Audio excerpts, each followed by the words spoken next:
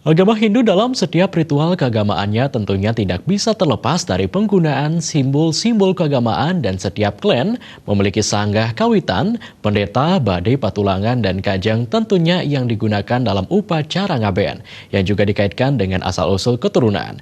Berkaitan dengan kajang, sistem pelapisan sosial juga tampak dari adanya beberapa jenis kajang yaitu kajang Brahmana, kajang Ksatria, kajang Wesya dipandang penting untuk diketahui umat.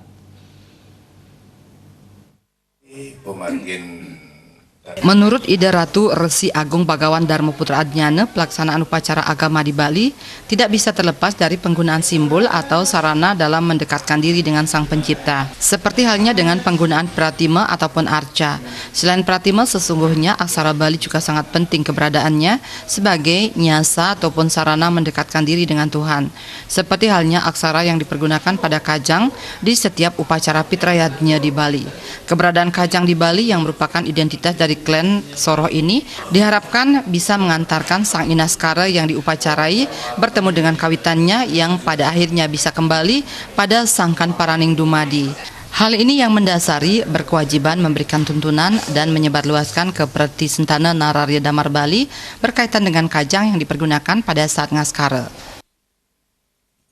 Indek koindan kajang kawitan puniki wantah membuat pisan anggen pesemetuanan sami mangdanetan pebinan-binan.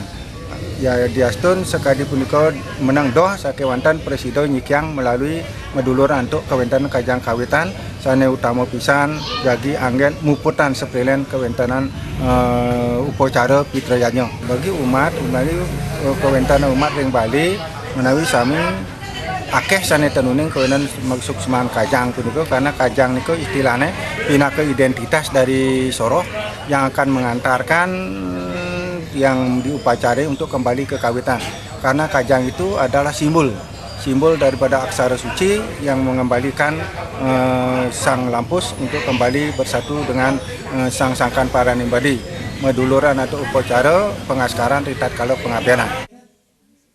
Ditekankan kembali bahwa pentingnya umat untuk mengetahui kajang yang dipergunakan karena berkaitan dengan bisama walaupun atma yang meninggal sangat ditentukan oleh karma wasananya.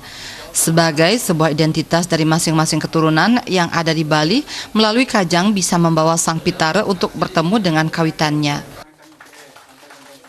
Alit Setiawan, Bali TV.